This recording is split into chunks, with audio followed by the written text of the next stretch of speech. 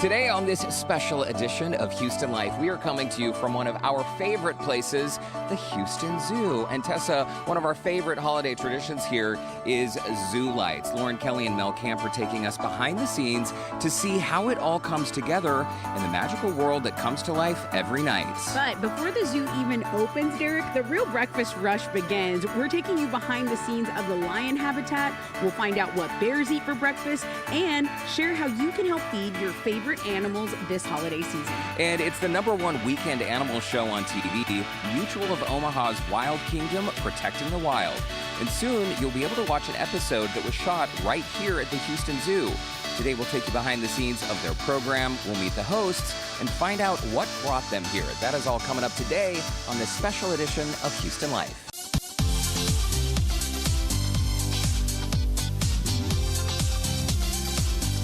Live from Studio B and KPRC2, Houston Life starts now.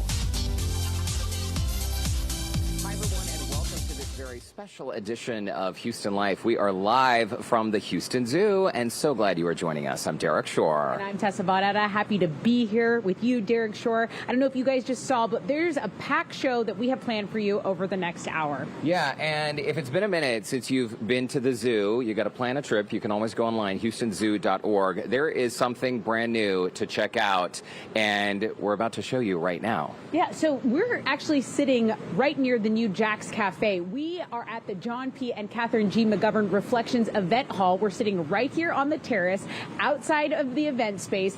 These are additions that are all part of the final chapter of the Houston Zoo Centennial Campaign. This is a project, Derek, that's been underway since 2018 to reimagine an institution that is 102 years old. It is such a beautiful space. You can't miss it right when you walk into the zoo. The space is designed with sustainability in mind. In case you were wondering, it is located where the old sea lion habitat used to be. So it is right near the entrance. And this new building was really constructed with sustainability in mind. Reuse steel and sustainable mass timber. Bird-friendly glass, that's very important to help protect local wildlife. Also an 18,000-gallon water rain system. So essentially it's recapturing the rainwater from the roof. It runs off to keep the surrounding landscaping thriving. Jack's Cafe, as Tessa just mentioned, will also compost food waste to reduce its environmental impact. And when it comes to leadership in energy and environmental design, or LEED, you've probably seen the LEED acronym on the outside of buildings. This building is rated gold for energy conservation and environmental design. And also Jack's Cafe has earned a 4-star green restaurant certification. So essentially, when you add all of that up, these are some of the highest ratings in sustainability for buildings, which is incredible and also underscores the zoo's constant commitment to sustainability and conservation. Absolutely. They not only care for the animals, but they care for the environment and the things that the animals need to survive and thrive, right? It's really cool. And we cannot forget that the Houston Zoo, again, is inviting the community to take part in the holiday lights recycling. So if you've got lights that are burned out or broken, you can absolutely drop them off here at the Houston Zoo. There is a collection bin right outside of that main entrance. So this is a bin that's available through the end of the TXU Energy Presents Zoo Light season. Normally, this type of waste, it just ends up in landfills where it takes up space that could otherwise support wildlife, and it really affects the quality of our air, soil, and groundwater. Since the program started in 2016, the zoo has collected more than 26,000 pounds of lights. Wow. And that's about the same weight, Derek, as 80 adult black bears, Okay. FYI. My goodness. And a lot of people are replacing lights with like the newfangled fancy stuff. So plenty of us have old broken strings of lights that we'll be adding to that pile. Also, speaking of lights, TXU Energy presents Zoo Lights. It officially opens tomorrow, Friday. Zoo guests will get the chance to explore a winter wonderland filled with all kinds of festive displays, fun moments, of course, plenty of holiday charm. You can grab a little hot chocolate chocolate as you stroll around the zoo, and this year brings exciting new features and activations. And as always, again, conservation is top of mind. The display uses LED bulbs, which use far less energy. And here are a few things you need to know. Zoo Lights is a separately ticketed event starting at 5:30 p.m. every single evening. So the zoo, regular hours, zoo closes at 4 p.m. to prepare, and while the lights take center stage at night, the animals will be settling down. So this is important. If you're coming to the zoo hoping to see wildlife up close, visit during the daytime hours. For tickets, dates, and all the details, you can go online, houstonzoo.org. They have streamlined it for you. You can purchase tickets. It's super easy. Yeah, and that sensory night, the sensory inclusive night, is December 1st. So you want to mark your calendar for that as well. Okay, listen, if you've been to the Houston Zoo recently, you probably have noticed my favorite people to run into, the animal ambassadors. Oh, I remember the first time I ran into an ambassador with a sloth. That was the best day of my life. It's such a great way to see some of the zoo's residents close up. And joining us now is zookeeper Brian Stuckey. He has a very reptilian friend, a little snake. Tell us about the snake you have, Brian. Hi, this is Onyx, and Onyx is a western rat snake, also what I like to call Texas rat snake. Okay. And he seems very at home right there in your arms. I mean, he's very chill. I mean, is he taking a nap with his eyes open right now? What's happening? He could be taking a nap with his eyes open. It's a skill I've always wanted to master as well. He's actually just very relaxed as long as I'm relaxed. He thinks I'm a tree, and as long as I'm not a crazy tree, he'll be calm. Okay, that makes sense. That checks out. What are the reactions from zoo visitors when they realize, okay, we get to have this interaction with the animals up close and personal? They are always thrilled to have this experience with the animals, just like Onyx. They really like seeing them, touching them, being near them, and I really like having the opportunity to help them overcome any fears or misconceptions about snakes. You know what? I'm so glad you brought that up, Brian, because I think for a lot of people, oh, snakes are, I just got a snake tattoo on my arm the other day. I'll show you later. Our viewers already know about this. But people are afraid of things that they don't know much about or they don't have an opportunity to get up close and personal with. That's one of the reasons why animal ambassadors like yourself do this. That's correct. It's all about trying to assuage people's fears about the animals that we live with, that we work around, and that we live with out in the wider world. Snakes are a part of our lives. They're going to be anywhere that we live because they like rats and mice like us. It's all part of an ecosystem that they're a critical part of. What is one of the most fascinating facts that you can give us about Onyx here? Because he's so beautiful, He's adorable. But what would people maybe not necessarily know? Onyx is actually part of a group of snakes that has a good relationship, almost a symbiotic relationship with farmers of America. So these snakes are actually usually found in the barns where the grain is, and they are kept as like a pest control. Like the farmers just let them be because they're going to take care of all the rats and they're going to save the grain for all of us here in the States. There you go. Snakes are our friends. Incredible. Brian Stuckey, it's great to see you. Onyx, you are absolutely adorable. Thanks. A cute little snake. Good stuff. Okay. Well, a lot of animals at the zoo means one thing, Tessa. A lot of hungry, hungry mouths. What does it take to feed a zoo? A lot, I'm guessing, from chopping produce at 5 a.m. to analyzing nutritional content. We are going behind the scenes and showing you the simple way you can actually help with the gift of grub. It's a tremendous cause. And now we're going to go over to Mel Camp because she's giving us a special behind-the-scenes look at how Zoo Lights, the event that starts tomorrow night, comes together. Hey, Mel. Hey, Tessa. Okay, so when the animals go to sleep, the zoo lights sparkle the night. And Lauren Kelly and I took a look at different times of the day, the magic behind zoo lights. We're going to show you that next on Houston Life.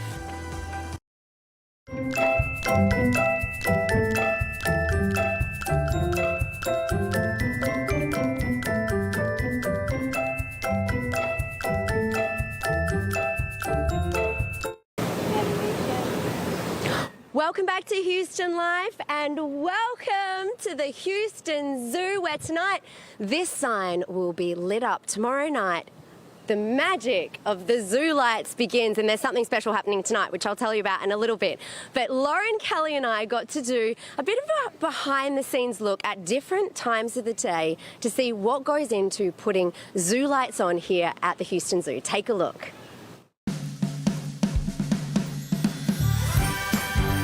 It's time, you guys. The TXU Energy presents Zoo Lights here at the Houston Zoo. Wendy, my favorite thing at the Houston Zoo. But I'm getting a very special look behind the scenes today because how this all comes together really is spectacular. Yes, it's spectacular. It takes a lot of work. It takes a lot of time, but it is our favorite time of the year. There's so much going on. As you can see, we've got folks working in every corner of this place to get this ready for guests to come out. Tell us about the location that we're in right now, because I know that this is just magnificent. Yes, so we are in the Enchanted Forest. This is also one of my favorite spots in the zoo because it is so immersive.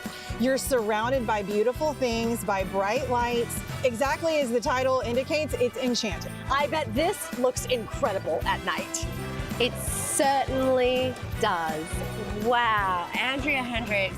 How do you guys do it? There's a team of 3 that put on this whole show for everybody. Yes, we are a team of 3. We do have a great vendor that we use, as well as really just the whole zoo in itself. We require a lot of everyone, and just to put on everything, and it comes to this. How many hours sleep do you get in the week?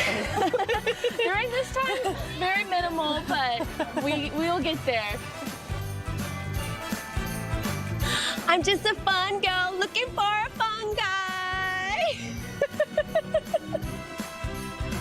So Wendy, another great place during the day that's not technically lit up though is this big Christmas tree, which looks gorgeous in the daylight. It looks gorgeous in the day. It's going to look even better at night, but during the day, it's still beautiful. Okay, so but first of all, I want for our viewers to know, if you're coming to see the animals, the best time to come though is still during the day. It's still going to be during the day, yes. Just like we need our rest at night, the animals need their rest too. But what's great is that you're gonna see stuff like this only at the zoo. You can't find a beautiful tree like this decorated with all these animals anywhere but the Houston Zoo. This is one of my favorite spots. I know families are gonna love to take pictures in front of this at night. Absolutely. 2, 3, Oh, and Andrea, this is a place that everyone loves to come and take photos at night. Of course, this is one of our more iconic spots. It's been here at the zoo for pretty much as long as Zoo Lights. We get lots of families as well as lots of proposals in this area. Oh, proposals. I love love. And joy and peace as well.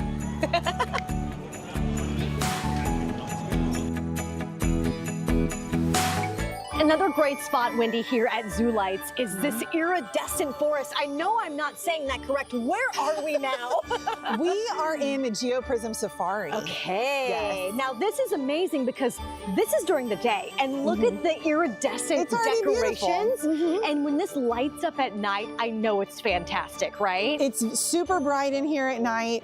All the colors are so complimentary. That's what I like about it so much, is how colorful it is in here. It's not your traditional holiday colors. It's just a kaleidoscope of gorgeous color.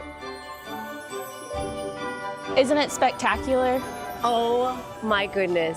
You know what, Andrea? The real animals might go to sleep, but once the zoo lights come on, the magical animals come to life. Yes, always.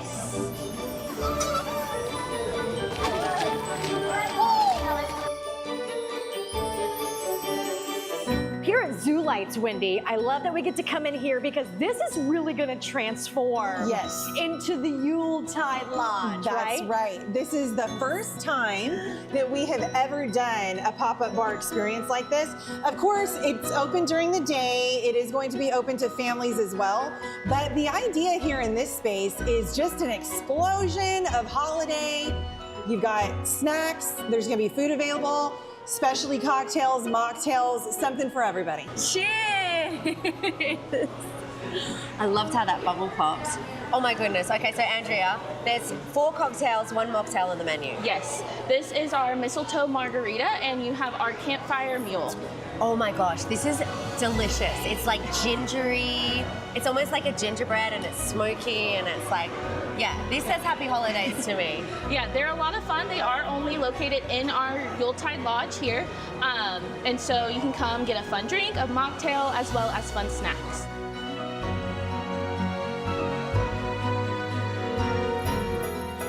Okay, so this has been an incredible behind-the-scenes look at how Zoo Lights comes together. It's just incredible because I know all the lights at night look magnificent, but we are now giving you a little sneak peek of something else that's new here at the Zoo for Zoo Lights, right? Yes, this is the neon playground.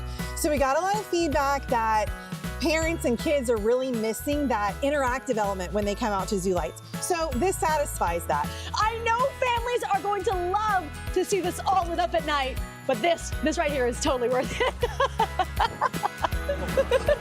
It totally is worth it.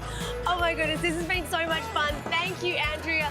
Zoo Lights is starting tomorrow and it runs through January 4. Definitely worth checking out. Happy holidays!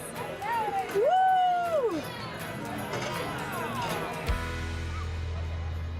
Indeed. Oh my goodness, that was so much fun to explore Zoo Lights at night. So much fun exploring Zoo Nights at night, watching them all light up. Okay, so as I said, Zoo Lights is kicking off tomorrow, but tonight there is a really special event. It's for the grown-ups, 21 and over. It's their Sip and Sparkle event here at the zoo. There are still a few tickets available, so you can jump on the Houston Zoo's website if you want to go and check that out. So no kiddos, that's just for the big kids. That's happening tonight, Sip and Sparkle. And then Zoo Lights kicks off tomorrow. And guys, it is so worth checking out Zoo Lights. I know you've seen them in years before, but there are some new things. So definitely worth it. Derek Tessa, sending it back to you. Yeah, it looks better than ever. And actually, Mel, where you are right there, that peace and love sign, perfect backdrop for a photo. Couples photo, family photo, just saying. Okay, you know my friend Alex P. Middleton proposed to his now wife, Emma, here at Houston Zoo Lights. And now they have two babies together. That's right. Well, That is look right. at that. Okay. Love starts at the zoo, people. Okay, by the way, we do want to let you know the Houston Zoo is offering a sensory-friendly Zoo Lights experience Monday, December 1st. So come on out, smaller crowds, softer music, designated quiet areas, and easy bypass routes around some of the high-energy displays. So tickets must be purchased online in advance, houstonzoo.org. Okay, sustainability and inclusivity. We love that. So important. Still to come, the Houston Zoo in the spotlight. We'll learn why Mutual of Omaha's Wild Kingdom Protecting the Wild came right here to Houston to shoot an upcoming episode. We'll meet the host and some of the team that made it all happen. Okay, that is super cool. And coming up later, a look inside the KPRC2 trip to Kenya with the Houston Zoo to learn how the zoo and you are helping save lions in the wild. That's coming up.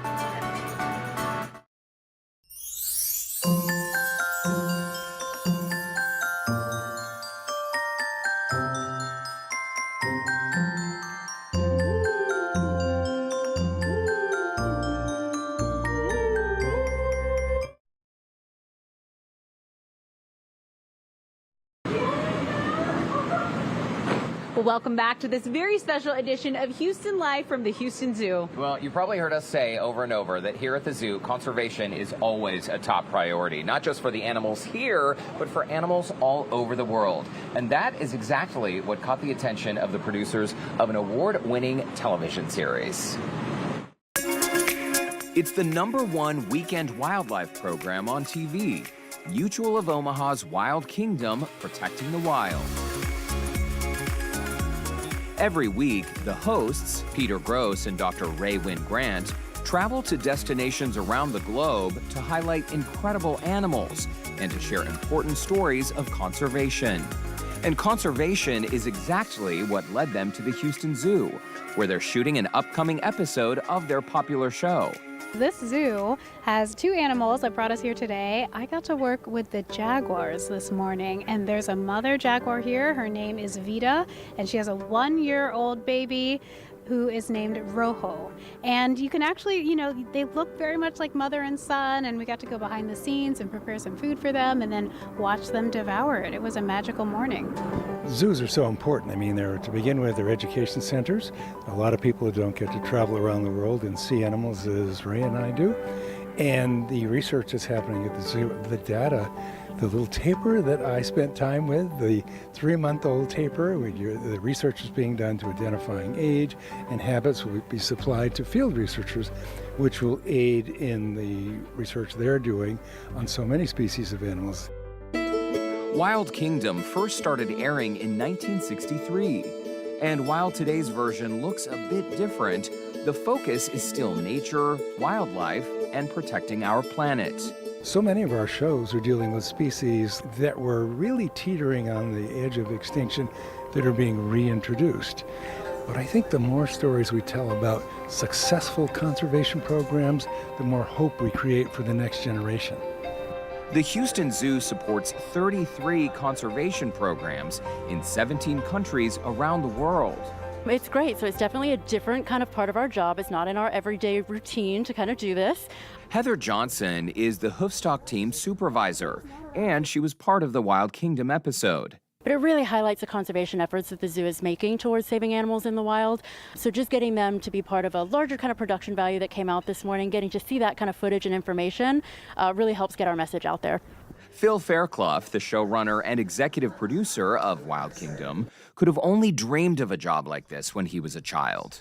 I was obsessed with animals ever since, I think, age 3. Working with animals, adventuring, exploring, and also hopefully inspiring people and educating people about animals. That's what got me going, and that's what I think this show does to people. Why Houston? Why did you and your team decide to come here? Well, Houston Zoo, as we see and look around, is fabulous. We believe zoos have a very important role. Houston has this great exhibit, the big cats, jaguars, and the largest animal in Central America, tapirs. And one of the things that this show does is we like to show the animals close up, if possible, in contact with our hosts. We're not going to get hands-on with the jaguar, the cat with the strongest bite force on the planet, but we could get close to the tapir. And so it allows people to see the animals up close, and I believe that that's very important for inspiring people. And Houston Zoo, been fabulous to work with. And the work is also a dream job for Peter Gross and Dr. Ray. We both have decades of experience with working with wild animals before we joined the show. I'm a research biologist. I have master's degree and PhD and postdoc in wildlife ecology. And so I was studying animals in the wild in Africa and in North America, doing all the Wild Kingdom kind of host stuff without the cameras rolling. We would be doing this work without the cameras rolling, and we have done this work without the cameras rolling. It's in service to the planet. It is work, but it's the best work in the world. Shh, don't tell anybody. We have the best jobs one could possibly have.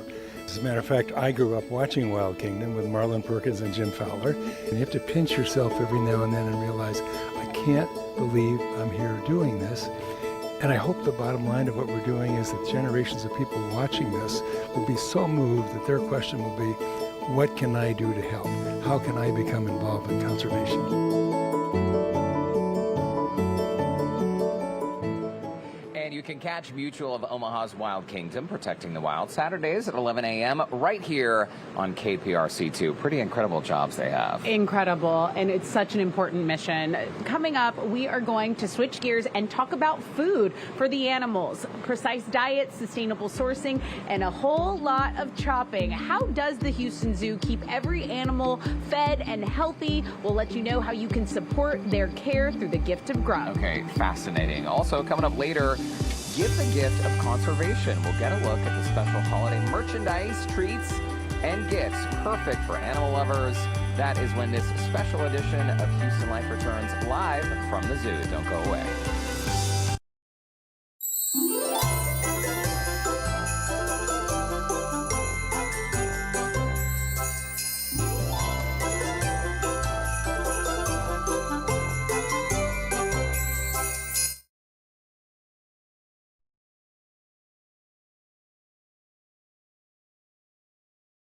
This morning, we're here before the Houston Zoo even opens. This is when the real work of caring for hundreds of animals starts long before the sun even comes up. Today is extra special because we're getting a behind-the-scenes look at the lion's habitat. So our lions today are going to get an enrichment of some rainbow trout. Now, enrichment is just a fancy word to add something new or exciting to an animal's environment. So today they're gonna get some nice stinky fish. Okay. And some of them are gonna be frozen. So we're gonna be able to toss those into their water and just scatter around the exhibit. Okay. And this is really cool because it encourages them to hunt and forage for their food. Okay. Just because our lions live here at the zoo does not mean they're any less wild than other wild lions around the world. So by us using this, it's like a really naturalistic form of offering their food. What's nice is on our schedule, we kind of have like a target enrichment or behavior that we want to get our animals to do. So today it's scatter feed. And so what better way than some stinky fish For them to smell Yep. and interact with and find. It's always like a fun behavior to encourage. All right, now we're ready to enrich. Okay, we'll follow you. Let's go Okay. enrich. All right, so we are here in our lion habitat.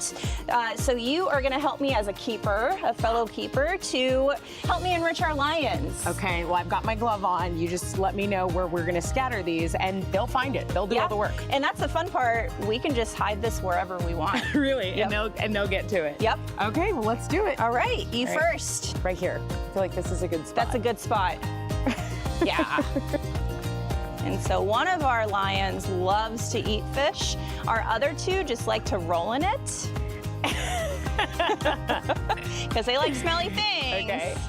Put one over here. All right, and we'll be a little fun. We'll put one up here. Oh, that's so up good. in the Yeah, tree. making Yeah, and you fun. can see these lines where our lions scratch love marks. to scratch. So anything can be a scratch post. I'm sure those of you that are tuning in at home can relate to that with your furniture if you have cats at home. Big stretch on this tree. Mm-hmm. These are really athletic animals. Oh, yeah.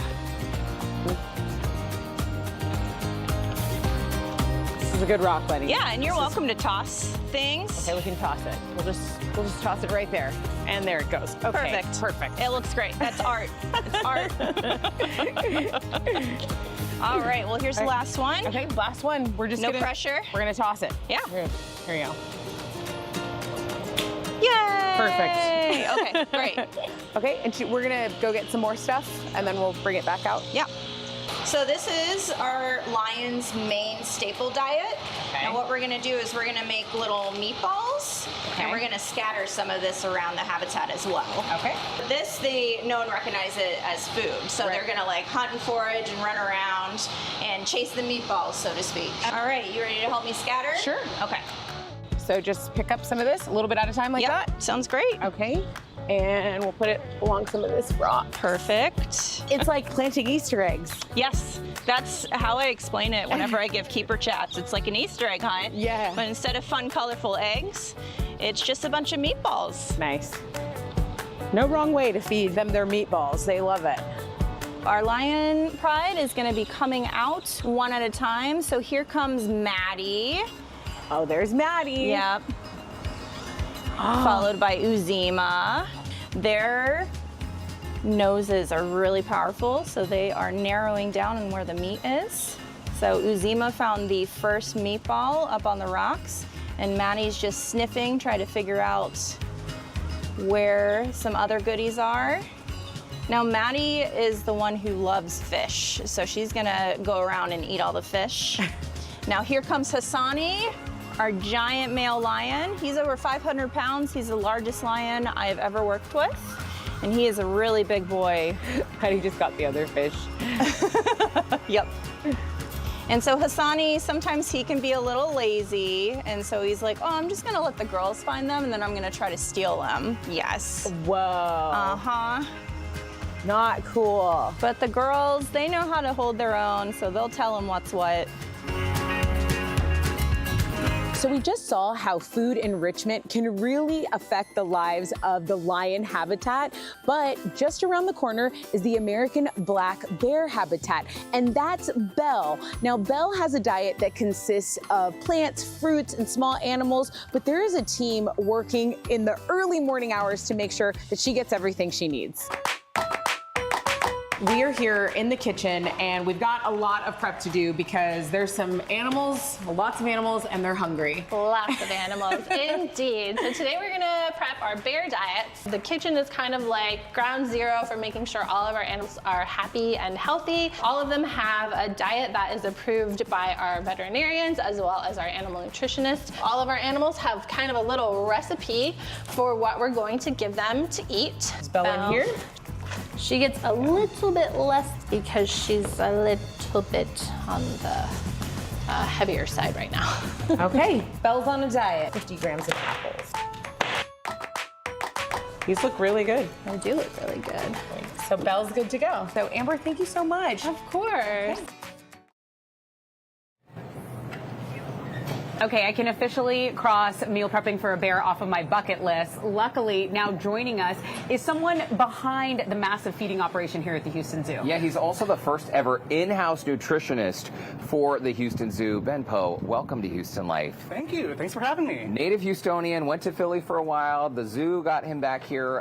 We're glad you're back in Houston. How important is it for a zoo to have an on-site nutritionist? It seems like it would be a game changer. Yeah, so it's a fairly new position, like you mentioned, to the Houston Zoo. I think a lot of zoos are recognizing the importance of having nutrition so we can really have some preventative care for our animals, making sure that we're feeding them wholesome and nutritionally appropriate diet, so that way we can prevent a lot of those diseases and illnesses that we saw maybe 50, 60 years ago when we were first starting to have some of our species in managed populations. Yeah. So super, super important to have a nutritionist on site to make sure that all the science is that, you know, as we're learning more, we're actually putting that into practice and making sure we're giving the best quality of life for our animals. Well, we're happy you're here. I'm sure the zoo is ecstatic to have you here because, you know, you really have to make sure that every animal's needs are being met. How do you do that? Where do you even start? What a great question. So the field that I'm in is called comparative nutrition. So we use a lot of models from domestic species. So obviously with, you know, Asian elephant, it's hard to do really controlled scientific studies, so we look at what is the closest relative to them, which is the domestic horse.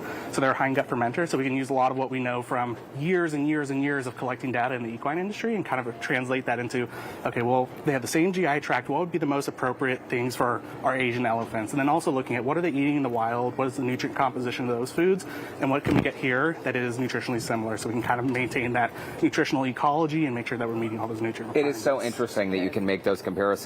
We don't have a ton of time, but tell us what's on the menu for lunch today and which animals are eating what. Yeah, so we got 3 different diets here. So we'll start down at your side. We have elephants, meerkats, and some penguin food. So this bale of hay over here is coastal hay. Oh, yes. So it's a pretty high fiber, low protein hay, which is really ideal. This is the food. That is food. That is not decoration.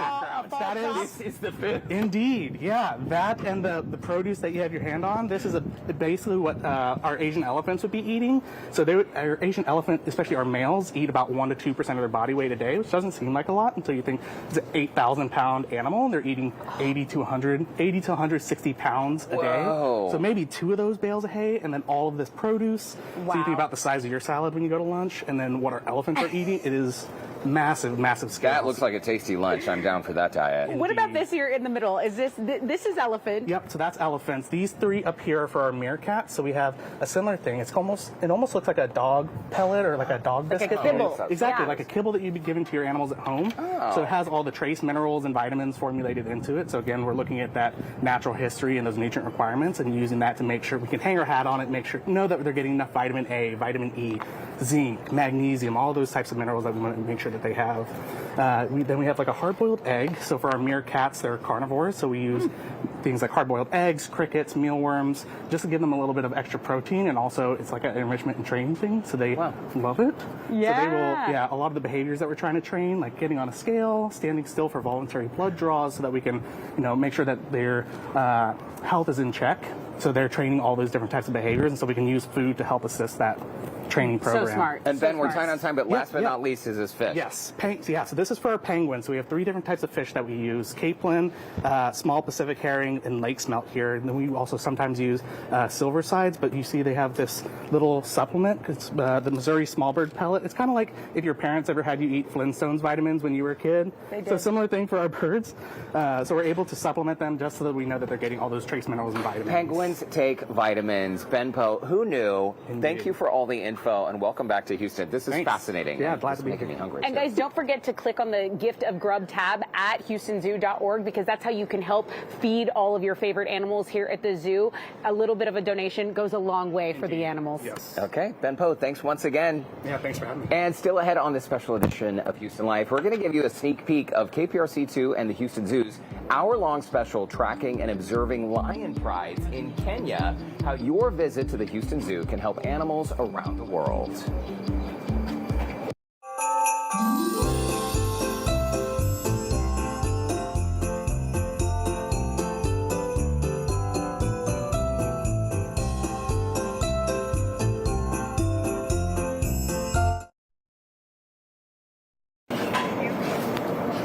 Well, welcome back to this special edition of Houston Life. We are live today at the Houston Zoo, where the holiday spirit really is in full swing. They do go all out here. Assistant Vice President of Communications and Public Affairs for the zoo, Jackie Wallace, is here joining us now with some of this year's sweet treats. This is my favorite. Some of the merch available at the gift shop. Welcome back, by the way. Thank you. I've brought you some of our favorites. Okay. Some of the new and exciting things. This creme brulee hot treat is so good. Okay. You can see it's got a Ooh, little... it's warm. Warm.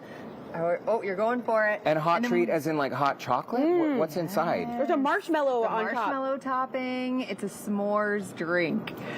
Do I have anything on my face? No, you're totally fine. Oh, and then a charcuterie platter, this ice cream waffle sandwich. That's delightful. So Look good. at that. We've got margaritas. Come on. It's so good. These drinks look so and good. in the our fancy adults only lodge, Yuletide Lodge, are these really special drinks. I think if you saw in the package, Really there's one green that drinks. pops- What is that? Grinchmas cocktail. It's a Grinchmas cocktail. And it's boozy, Jackie? It sure is. Can I ask you a All- question about all this food? Because your chef was here in the white coat. I mean, y'all are so good we at don't what you mess around. do. Where do you find this in the zoo? Is it only in one place? Multiple places. So Jack's Cafe, which is the restaurant underneath what we're standing on here, brand new. We opened in September. Some of the best food in the zoo is found right beneath our feet here. I love it. And, you know, the merch is really lovely. We were looking at the sweaters how and soft is the this? plushies. Okay, the kids really love the So plushies. soft, yes. How do you decide? I mean, the penguin's so cute. How do you decide who gets the plushie treatment? How do you decide? I mean, They're all so cute. So cute. So we have this. We also have some holiday hoodies. So everybody loves a hoodie or a crew neck. This is where to get a special one. We even have pajamas so that you can match your family, do your holiday That's adorable photos for the photo. in zoo merch. Zoo merch all the way for all of the family. Some of the items, Tessa was pointing out this sweatshirt that's at the end of the table that has a really cool print Absolutely. up front. So It's some is perfect. like very specifically holiday, others Very chic. perfect for Yeah. year round. Absolutely, super chic. And then others, in fact, portions of the proceeds go back to our conservation partners in the wild. So when you're shopping at the Houston Zoo, you're also doing good for animals as well. That's amazing. That's amazing where the proceeds go. Okay, what is your favorite treat? I'm seeing, is something crawfish dip over here? What am I seeing? Hot Bayou dip. Oh my goodness. It's phenomenal. It smells It's amazing. absolutely dip? incredible. Oh my gosh. Absolutely. And then you've got the dipped cookies. Get in there. You cannot go wrong. The cocktails, the special sweets. It's really perfect. There is crawfish in there. Okay, Jackie Wallace, cheers. But in the Cheers last to 10 you, seconds, babe. best selection for merchandise, gift shop up front. Gift shop right up front. Okay, Zoo that's- store. is that where you Come got to your the shirt, zoo Derek? store. Yes. Derek got his shirt at the zoo store last time he was I here. actually did, yeah. Thanks for supporting Animals in the Wild, Derek. Well, thanks for having great merch Always. and great food. I shouldn't have taken a bite because Oh, now no. it's time for me to talk. But when we come back, Mel has made it to the Lion's Den with a very special zoo guest. Yeah, they'll explain how your visit to see the lions here helps save the big cats in the wild. That's when Houston Life returns.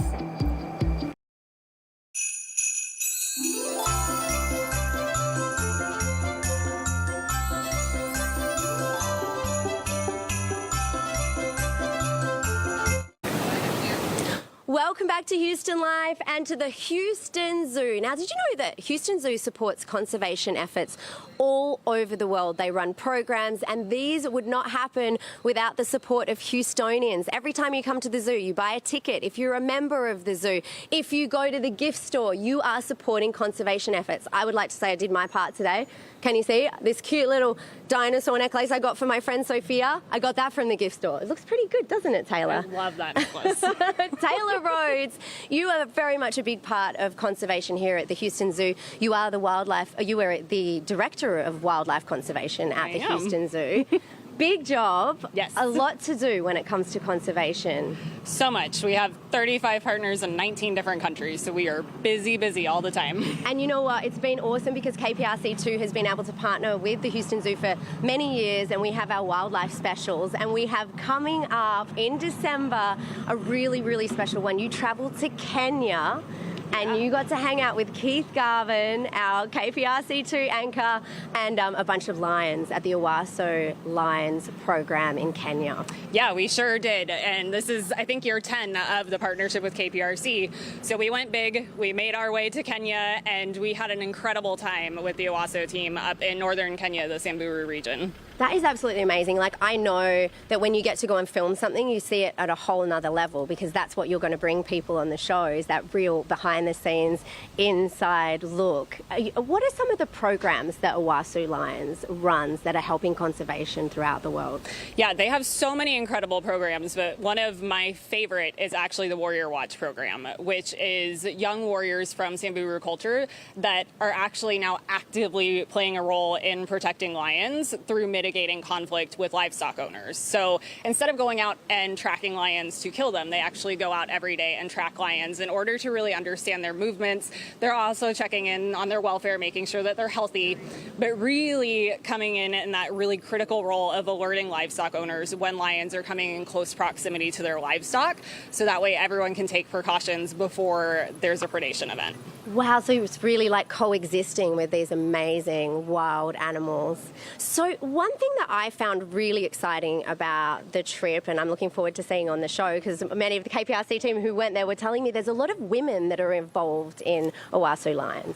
Yeah, one of the beautiful things about Samburu culture is that women are actually seen as being the owners or the stewards of both wildlife and wild spaces. So Minteli, who's one of the people you'll meet in the series, started this program called Mama Simba. And Mama Simba is a group of women that are local to the area, and they are doing amazing habitat recovery work. So they are out planting native grassland species, they're removing invasive plants, and all of that is creating healthier habitat for the lions and the rest of the wildlife they share the landscape with. Oh my gosh, it's absolutely amazing. I mean, this is a little sneak peek, but of course we do have our amazing Saving Lions, the Pride of Kenya. It is going to be on KPRC2 December 12. It'll be definitely something to catch. And of course, you can jump online to HoustonLife.tv and you can watch all of our wildlife series that we've teamed up with the Houston Zoo to share with you. And so you can just jump online and check that out. Okay, so I think I have a golf cart waiting for me. I'm going to jump on it and let's see if I can get back to Derek and Tessa before the break is over. I'll see you on the other side.